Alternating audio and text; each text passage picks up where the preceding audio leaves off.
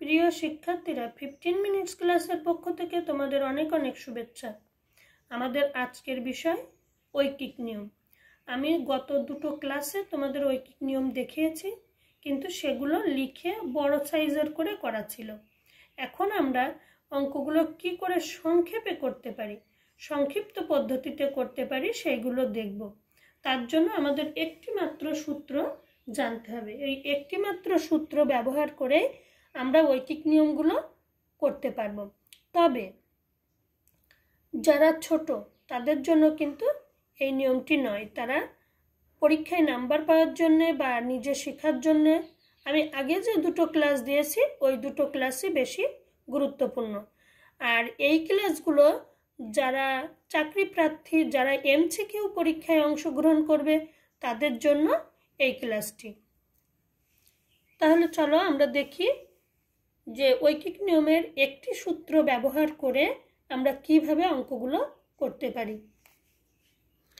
যে খাদ্যে 15 জন লোকের 60 দিনে চলে, ওই পরিমাণ খাদ্যে 10 জন লোকের কত দিন চলবে? কি বের করতে বলেছে? দিন। কত দিন? প্রথমে আমি সূত্রটি লিখি। এখানে আছে ম্যান, জন অর্থ মানুষ, আর ডে অর্থ দিন।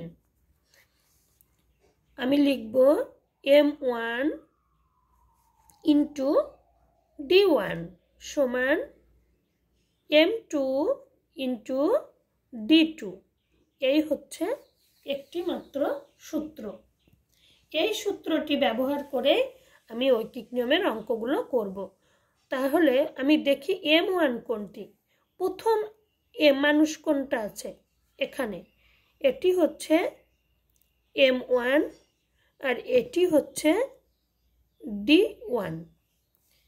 দ্বিতীয় মানুষটি আছে হলো M2 আর এখানে দেখো এই দিন, এটা দেয়া নেই, এটি হচ্ছে D2।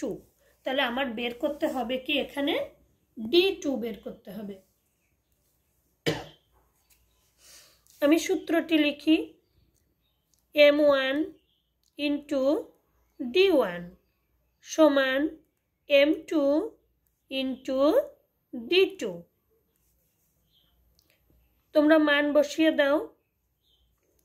M1 সমান কত ছিল? 15 ইন্টু D1 এর 60, M2 তে ছিল 10 ইন্টু D2। এটা যদি আমি এ পাশে নিয়ে আসি, এটা ভাগ হয়ে যাবে 6 10 60, 6 15 90। তাহলে অতএব D2 এর মান কত বের হলো? 90। তাই ওই খাদ্যে আমাদের কত দিন চলবে? 90 দিন চলবে। যারা শর্টকাট পদ্ধতি এমসিকিউর উত্তর করতে চাও তারা সেই 90 বেরোলে যখন উত্তর 4টে দিয়ে থাকবে 90 এর জায়গায় টিক দিয়ে দেবে। তাহলে উত্তরটি হচ্ছে 90 দিন। দেখো কত সহজে উত্তরটি বের হয়ে গেল। এবার আমি কি করব, আরেকটি অঙ্কে যাব। 20 জন লোক একটি কাজ করে 5 ঘন্টায়, এটাও সময় চাচ্ছে, এটাও দিন হিসেবে ধরে নেব।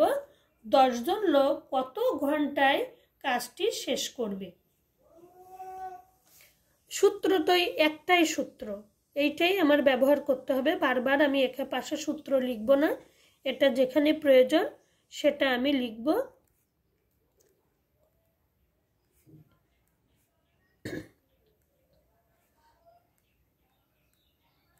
M1 প্রথম মানুষ আছে M1 into D1 M2 into D2, এই D2। এবার আমি বসাই গুণ 5 10 গুণ D2, D এই পাশে নিয়ে আসলে ভাগ হয়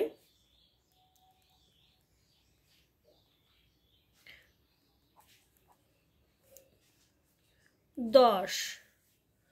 তো D2 এর মান কত বেরিয়েছে? 10। তাহলে কত ঘন্টায় শেষ করতে পারবে? 10 ঘন্টায়।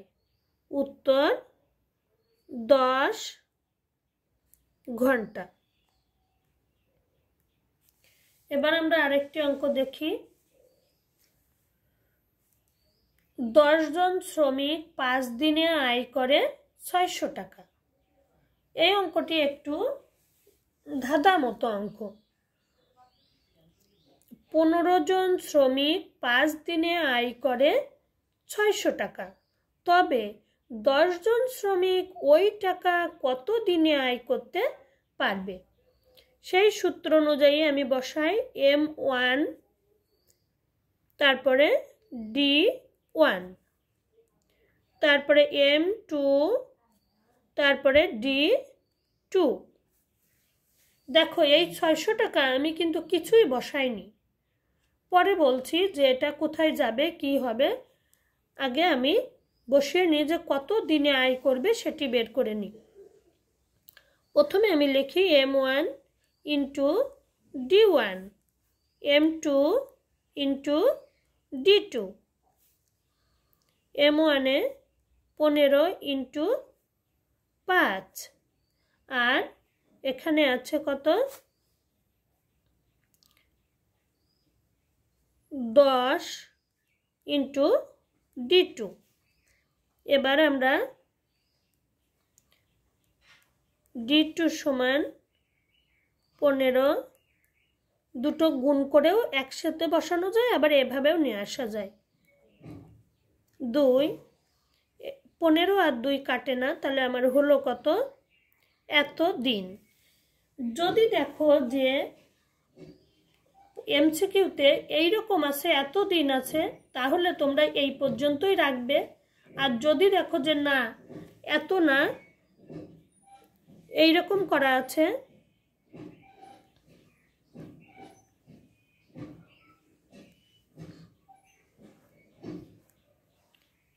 সাত দুগুণে 14, তাহলে বের হলো কত? এইরকমও থাকতে পারে। অতএব D2 এর মান বের হচ্ছে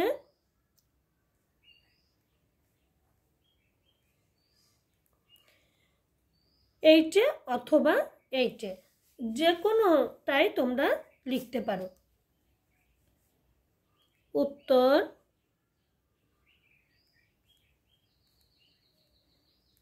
এত দিন বা এত দিন, যেটা প্রশ্নে থাকবে, মানে যে উত্তরপত্রে যে 4টা এমসিকিউ উত্তর দেওয়া থাকবে তার মধ্যে যদি এইরকম থাকে তাহলে এইভাবেই রেখে দেবে, এইভাবেই উত্তর দেবে। আর যদি দেখো যে না এইরকম আছে, তখন এইভাবে বের করে উত্তরটা তৈরি করে নেবে।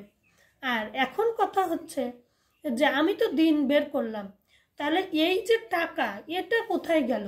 এটাই হচ্ছে ধাঁধা। এটা তোমাদের মনকে ধাঁধানোর জন্য, ভয় দেওয়ার জন্যে বা কনফিউজ করার জন্যে এই 600 টাকা দিয়েছে। এটার কোনো কাজই তোমাদের অঙ্কের মধ্যে হবে না, কিন্তু বলে দিয়েছে যে এই দিনটাই তুমি 600 টাকা ওই 10 জন শ্রমিক আয় করতে পারবে।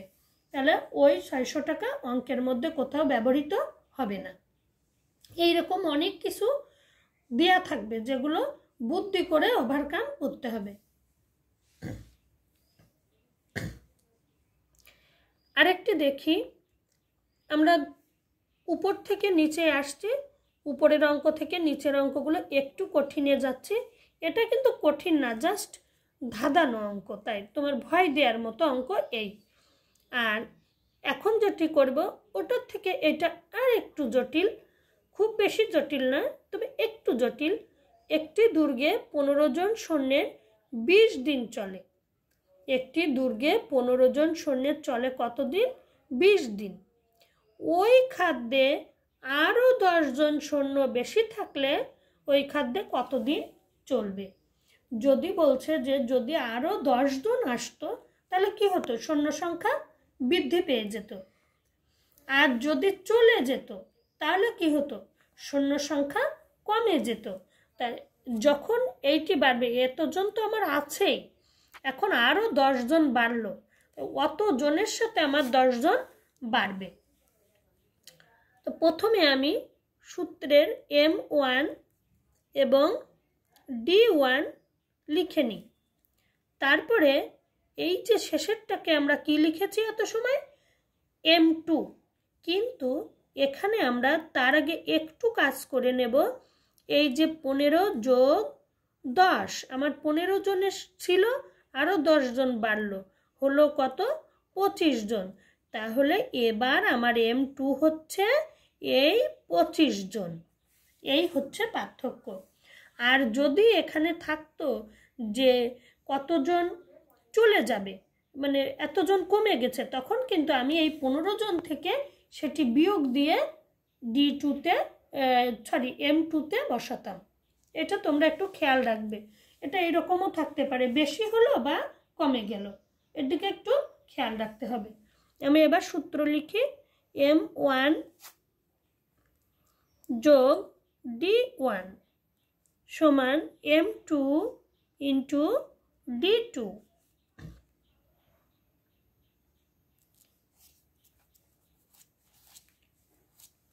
M1-এ কত, M1-এ আমার আসছে 15 গুণ 20, M2-তে 25 গুণ D2, বা D2 সমান 15 গুণ 20 নিচে 25, 3 5 15, 5 5 25, 4 5 20, তাহলে 3 4 12।